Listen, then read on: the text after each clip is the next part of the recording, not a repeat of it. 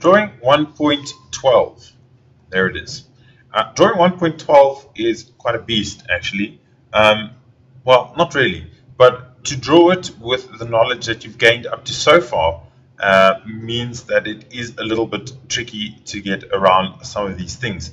However, later on, once you've done ribs and planes, you'll see that, actually, in fact, using a plane in this circumstance is actually the right way. It's not the right or a wrong way to draw it, but as long as you get to the answer. But using planes would be a much easier way to get around some of the problems that we face in this drawing. What I'm going to do is, obviously, we need to split this up into a whole bunch of steps, but I'm going to start with this base. Just drawing this base, okay, which is this piece over here, this piece over here, with the two holes. Then I'm going to extrude this square bit on top of that, okay, and in fact, let's take a slightly different approach. I'm going to start with the base, then I'm going to draw the circle floating in. Hold on, we can't do that either because we need a surface to draw this on. Okay, back to step one. We'll draw the base, I'll draw the square, and then we're going to draw the circle using the front of the square as a reference. Then, again, using the front of the square as a reference, we're going to draw these two ears on the top, and very finally, we'll cut through that little bit over there. So, let's get started with this one. So, like I said, we're going to start with the base, and remember the origin is in the bottom right-hand corner. So, we're going to start on the top plane, sketch, and I'm going to draw a square, at least a rectangle, with the dimensions 60 by 40. 60 by 40. And I'm going to draw our two little circles here. Okay, you could also, once again, you could actually do this later. You don't have to do it now. You could do it after you've extruded everything. You can come and cut extrude this. I'm just, for the sake of saving you some bandwidth, this can't be 15, it must be 20.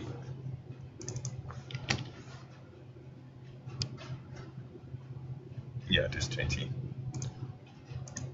Okay, that is 7,5. This is 7,5. Remember, it's symmetrical. You could use the center line and actually copy the one circle to the other side. I'm not sure which way is faster. It's really up to you. Right. Okay. In fact, possibly a better way over here is, and let's just do that. Is to actually draw a center line here. Okay, from the midpoint of this line to the midpoint of that line. Okay, because our design intent is to always have the circle in the middle of the square. So it's a much better method to draw a center line and to put the circle on the center line, because that way it doesn't matter what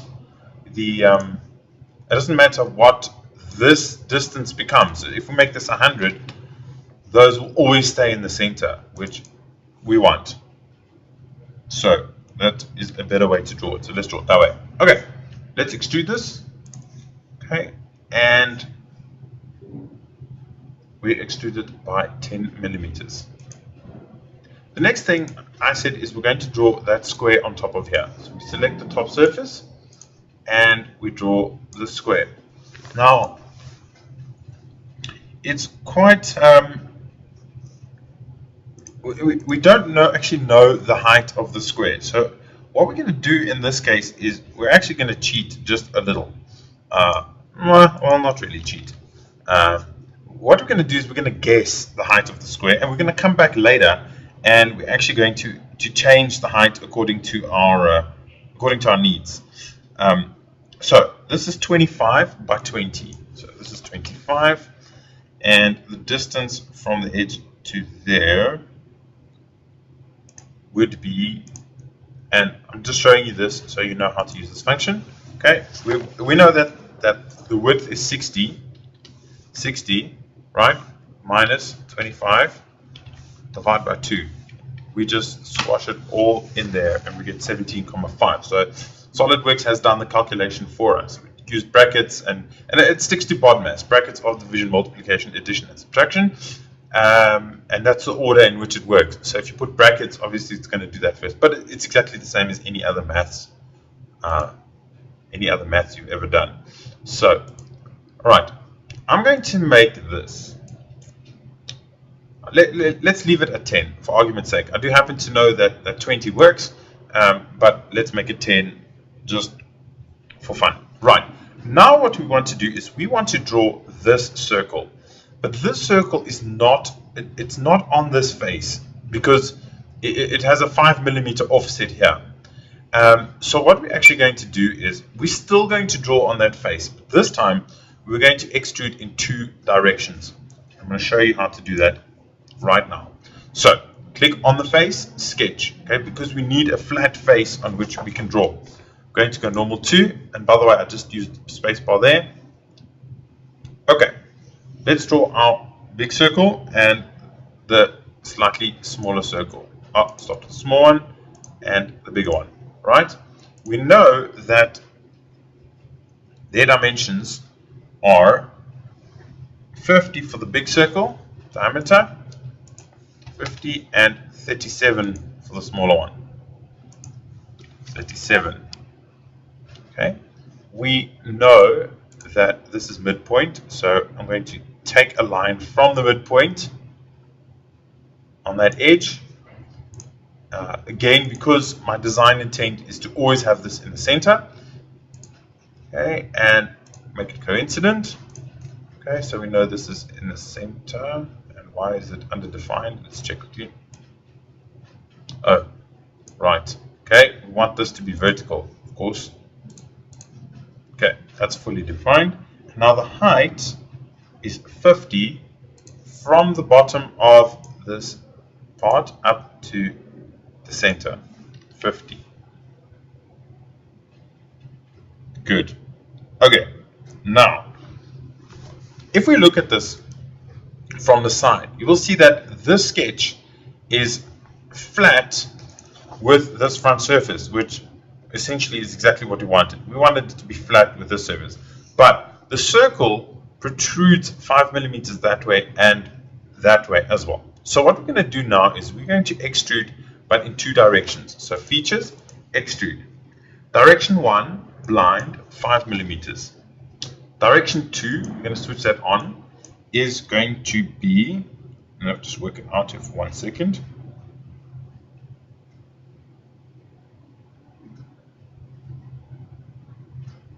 Okay, it's 60. The whole width is 60, so we want to go 55 in the other direction. Apparently not. So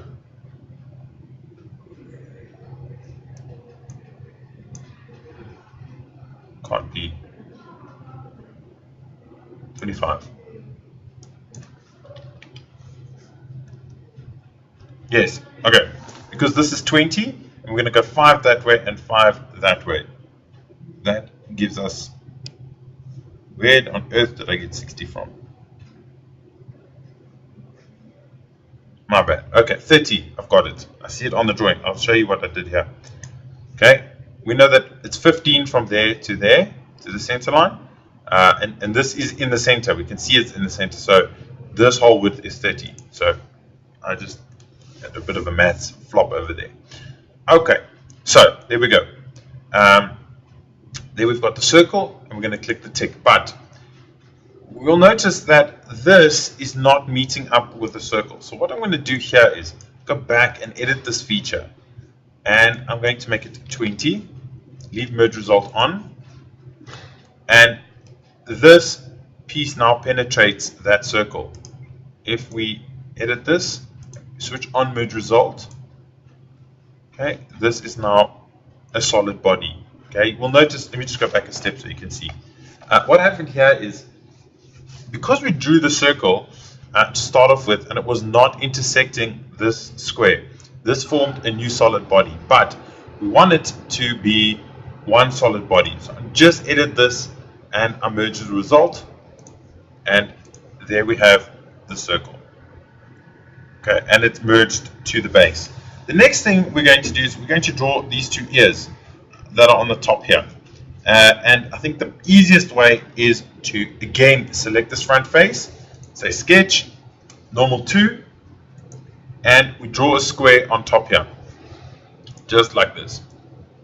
Okay, remember we're going to cut everything else away a bit later. So that square is going to be, just look at, height is 20. Okay, 20. And what we can do is we can merge this point onto the edge of the circle. Not merge, but make it coincident. And the same over here. That onto the edge of the circle, coincident. Okay, now we need a width. And I'm just looking at the drawing here. Well, let me show you what we're looking at. Okay, we know that the gap is 8 over there. Okay, and the width is 17,5 times 2. Okay, so from there to there, it's 17,5 times 2. So this width is 17.5 times 2, okay, which is 35. Alright, don't worry too much about this little piece over here. We're probably going to cut that away just now anyway. So hopefully. Good. So now this is again lying on the front of the face, but in fact this time around it is where we want it. So we're just going to extrude in the opposite direction, okay, and we're going to extrude for a little distance, which is going to be exactly 20. Okay, extrude 20 over there, click the tick. Right, so what we want to do now is I'm going to actually round this off at this stage. You don't really have to at this stage, but I'm going to try do it now. I'm not sure if full round fillet is going to work here. Apparently it does. Okay, and I'm going to cut away through this whole thing. So select here, draw on that surface, normal 2, and I'm just going to draw a square. The size of the square does not matter, but it does matter, the width does matter. So we're on 8 millimeters here. Okay, and it needs to be in the center. So let's get a center line up here.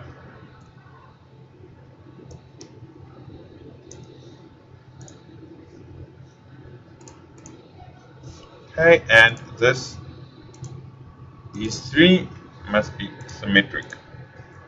Okay, the distance, the height of this thing does really not matter, but just for argument's sake, we're going to make it 12 and 30. Okay, now features, extrude cut through all. Okay, and I see I still have two tiny little lips over here, but I don't think.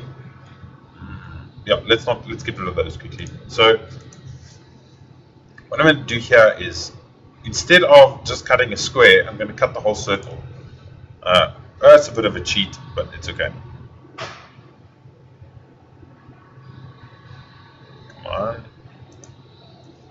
Okay, we know this is 37.